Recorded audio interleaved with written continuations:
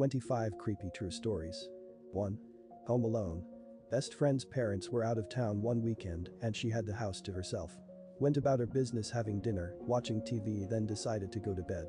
She was lying in her bed with her back to her closet when she heard the door open. She somehow pretended to be asleep. The man who was hiding in the closet walked around her bed to the side she was laying facing, gently stroked her hair and face, then left.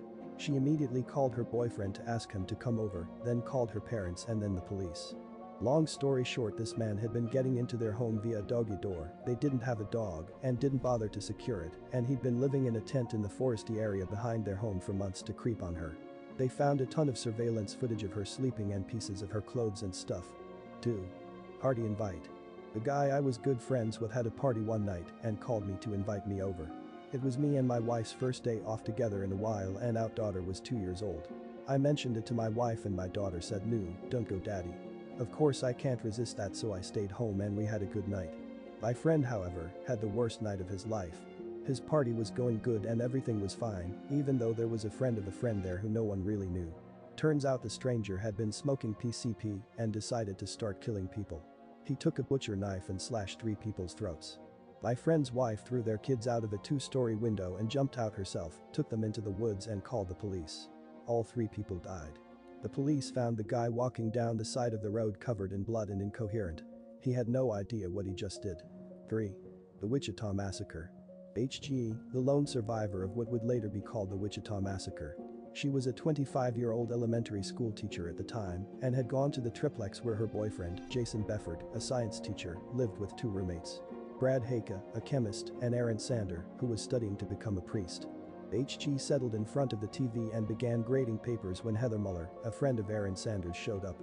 The 5 friends watched TV and eventually retired to their various bedrooms. H.G. was woken from her sleep shortly after by loud voices and the bedroom door being kicked open. The 2 perps eventually gathered all of the persons in the residence and herded them to the bedroom and ordered them, at gunpoint, to strip. Many atrocities occurred as hours went by, but in the end H.G., after being shot in the head in a frozen soccer field, ran naked for almost a mile to find a house with Christmas lights, it was mid-December, to beg for assistance. 4. Shasta Groen. The murder of the Groen family. A deranged pedo named Joseph Edward Duncan was already on the run from the cops for a past sexual assault. He was incredibly charming and manipulative and was truly pure evil. He camped outside a family's rural home, unseen by them. He picked it out after driving past it and seeing children's toys outside. He watched them from afar, got to know their routine with the intent of kidnapping the children, 10-year-old Dylan, 8-year-old Shasta. Jed found the lock on the door was broken, entered the home in the middle of the night, and tied up the mom, dad and teenage son. He put Shasta and Dylan in his car and killed the rest of the family with a hammer. He traveled around various campsites and cabins with Shasta and Dylan captive, sexually abusing, torturing and raping them. He eventually shot Dylan, but Shasta talked him out of killing her. Jed ended up telling her she taught him how to love. The scariest part is a CCTV footage of Jed and Shasta at a gas station. Because you could easily believe they were just a normal dad and a grumpy daughter if you were an onlooker. Eventually, he took her to a diner where he was finally apprehended when a waitress noticed something was up, and Shasta was saved after 7 weeks in his clutches. As he was dragged away, he called to her, "Promise me you'll visit me in prison," and she said she would. I don't know if she ever did. Jed was put on death row and found to be guilty of 3 previous child murders. He died a few months ago from cancer. But the worst part of it all is how horrible Shasta's life has been afterwards. Drug addiction, in and out of jail, losing her children, etc. Just the most horrifying story ever. 5. Coming home to horror. I remember reading ages ago about a guy who was in the military. He got back home after a tour of duty to find his wife and 2 kids dead. They lived in a remote location. Turned out the mom had a sudden heart attack or stroke or something, and the 2 little kids had died of starvation or dehydration, as they were too young to care for themselves. Not exactly a ghost story, but as a parent that scares the shit out of me. 6. The worst visit to the eye doctor ever. I'm an eye doctor and I had a patient come to me with an infected eyelid. 2 other eye doctors tried to treat and failed. They were dumping all sorts of medicine into it and it wasn't getting any better. At this point, it was swollen and painful for weeks with no improvement despite being on tons of meds.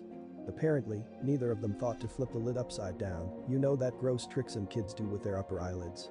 It was a painful maneuver for her very swollen eyelid, which might explain it. Anyhow, there appeared to be what looked like a visible abscess inside the tissue with thick gooey material. I thought I'd give it a nudge and saw it move. This wasn't an abscess, it was something else. I managed to remove it quite easily in one whole piece. It was a fly larva. The patient told me that she had a bug hit her in the eye a few days before she got this infection. I removed the larva and within 2 days the wound closed and she was 100% recovered on basic antibiotic eye drops. Yes, I do have the photos from this case for those interested. 7. Natural disasters. The story of the Lake Nyos disaster.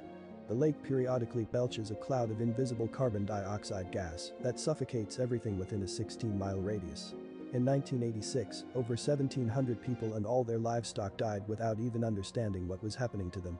8. The body in the barrel. The Rain American story. The young lady had an affair with her boss in the 1960s, got pregnant. After threatening to tell her boss's wife, she was killed by her boss who then put her body in an industrial barrel. He hid the barrel in his house for years and none of the various owners opened it due to the weight. Finally one guy decided to dispose of it in the 90s and when he opened it, he saw it contained something. An investigation traced the barrel and girl back to the man who then killed himself before police could come arrest him after confirming he was the father of the unborn baby via DNA. The lady's mother was in her late 80s when she was told her missing daughter was finally found. She claims that she had been having dreams about her daughter being inside a metal container for years after she had gone missing. 9. The smell. When I was younger, me and my twin brother would help our friend do his paper route. One summer, we could smell something gross coming from one of the houses. We all didn't think anything of it until 3 days later when the smell was reaching down the driveway. We went to the back door where he normally dropped the paper and noticed it was open. We went in and looked around the house and found the owner dead. He had died of a heart attack and his cats were eating him. 10. My grandfather's first family. My maternal grandfather, in the days before hot water on tap, put a big pot on to boil before leaving for work for his wife and kids to bathe with. The pot boiled over and extinguished the flame, and he returned to find them dead of carbon monoxide poisoning. My mother was of his second marriage. 11. Tiger attack. I'm not sure what the entire story is, but there was a body discovered somewhere in Siberia. His cause of death was freezing, but something was off. Turns out, he had been attacked by a tiger. The tiger used his jaws and grabbed the guy by his backpack, picked him up over his head, and slammed him so hard that it snapped both of his femurs. Poor dude lived 3 days after the attack, crawling around in the snow. 12. The USS West Virginia. The USS West Virginia was a ship damaged during the attack on Pearl Harbor. After the ship was attacked, the people on board heard banging noises coming from inside the ship. Turns out that these noises were people.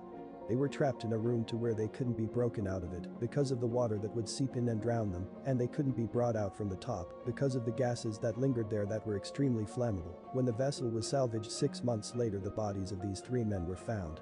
The other things that remained were empty cans of food and water and a calendar marked from December 7th to December 23rd. This means they were trapped in there for 16 days.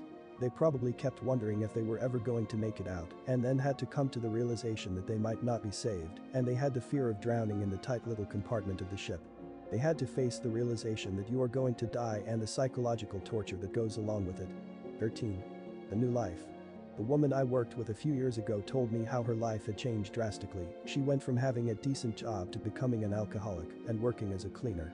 She had planned to move to Spain with her husband and young daughter and had a great job lined up out there. The plan was her husband and daughter would fly over first, and she would fly over a week or 2 later, due to finishing her old job a little later than planned. Her husband rang her on the day he arrived and said the house was lovely and the furniture had arrived by ferry act. That was the last time she ever heard from him. Her husband and daughter was found dead by authorities a few days after she rang, explaining she was concerned for their welfare as she had had no contact with them and she was extremely worried. It was carbon monoxide poisoning. It is so scary to think how fast your life can change. 14. The creepy chair man. There was a guy in my town who stalked women at the furniture store. He would watch women pick out new chairs and he would just linger there and drop these strange comments: that chair would look nice in my den. Then one night he followed one of the women home. He sneaked into their living room and then wait for them to enter the room. He'd then jump out and surprise them. He'd yell, "I knew you took my chair." And he'd scream and chase them. This happened over the course of 5 years. The local police never did anything because he was brothers with the sheriff. Women couldn't buy furniture by themselves. They had to start bringing chaperones. 15. Candyman. The story that inspired Candyman is pretty creepy. A woman in a Chicago apartment was murdered by some drug dealer who lived next door. How did he get into her apartment? Through a hole behind her bathroom cabinet mirror. 16. The Dnipropetrovsk maniacs. The group of 3 teenagers in Ukraine started out committing petty robbery. they moved on to torturing animals. Not long after that they just started murdering strangers. They killed a bunch of people by bashing the shit out of them with household tools for no reason. Knowing there are people like that in the world is terrifying. People who will just murder complete strangers just for their own entertainment. 17. Missing child found in her bed. I read a story recently about Paulette Gerberifera, a 4-year-old child who went missing from her room in 2010. Her parents immediately notified authorities and started a social media campaign to find Paulette. Paulette's room was searched multiple times and used by her parents to do media interviews. Here's the terrifying part. Paulette was found dead 10 days later in her bed. She had wedged herself between the mattress and the footboard and suffocated. Here is her bed before they found her. It's insane looking at that picture and knowing she is there and no one had found her. 18. Oceanic predators. Marine biologists attached a tag to a 9-foot-long great white shark. The device measured temperature and depth to monitor the shark's movements. The tag was later found washed up on a beach. Its data showed that 4 months after it was attached, the female great white abruptly dove to a depth of 1,903 feet, 580 meters. The ambient temperature surrounding the tag spiked from 46 degrees Fahrenheit to 78 degrees Fahrenheit, 8 degrees centigrade to 26 degrees centigrade. The data suggested an attack. So this tracker, attached to a great white, was pulled down rapidly and measured higher temperatures consistent with some animals' internal body temperature. 19. Clowns. A few years ago, a dude dressed as a clown came to a camp I went to. Apparently he broke into the cabin I was staying in and stole stuff from some people in my cabin. He took primarily cash and a phone that kids had on them. I saw him there, but I was so young I didn't think much of it. Apparently they couldn't find him because of the gloves he wore and his full body costume. All of the kids had their stuff replaced, but the craziest part is a few of us heard a scream that could not have come from a grown man that came from the road. That dude was weird and it was terrifying as an 11-year-old. 20. The Nutty Putty Cave Incident. The spelunker got stuck upside down in a narrow cave for 26 hours. Crews tried to pull him out with pulleys, but had to be careful not to break his legs because that could be fatal with the circumstances he was in. Rescuers even almost dislodged him, only for an anchor to fail at the last second, plunging him back into the crevice. He eventually died, and they sealed the cave shut with him inside. 21. 60 hours underwater. The guy in a sinking ship found an oxygen bubble and only drank a sip of Diet Coke every 7 hours. He was rescued after 60 hours after being under constant danger from drowning and even sharks. 22. Alison Botha. Alison Botha. On December 18, 1994, Port Elizabeth resident Alison Botha was abducted, raped, stabbed and left for dead by Franz Dutoit and Tunes Kruger. They slashed her throat 17 times, so deep she had to hold her own head on as she crawled to the road for help. With her other hand she had to hold in the organs spilling from her stomach, where she had been stabbed more than 30 times.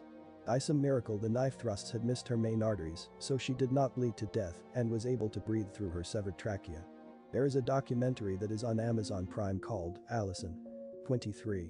Timmy Evans. In 1949, Timothy Evans was wrongly executed for murdering his pregnant wife and daughter. The actual murderer, John Christie, was a prosecution witness at Evans' trial. After Evans was executed, Christie went on to kill 4 more people. Had the police handled the forensic evidence properly, Christie would have been caught when they were investigating Evans, and those 4 people would still be alive. The government didn't acknowledge that Evans was innocent until 2004. 24. Polar bear liver. Explorers like a century or 2 ago went to look about the Arctic but had their supplies accidentally destroyed, and soon, they all ran out. They hunted a polar bear and ate the insides of it. No one at the time knew about how deathly a polar bear's liver was. Because of the high amounts of vitamin A, which can be bad for skin too, toxicity made him and his crew deathly ill, and when one of them felt that their foot was wet, he took it out and the lining of his skin came off with a boot. True story. 25. Do not try to find us. This isn't a scary story, but it's spooky and always captured my imagination. One day a bunch of, I think they were police in training, explored some of the catacombs under Paris. A lot of them are completely unmapped. They entered an area and heard dogs barking and snarling. They continued going and saw there were speakers mounted on the wall, playing pre-recorded dog sounds and cameras. They continued. They came into this huge opening and found a cinema. It was lavishly decorated.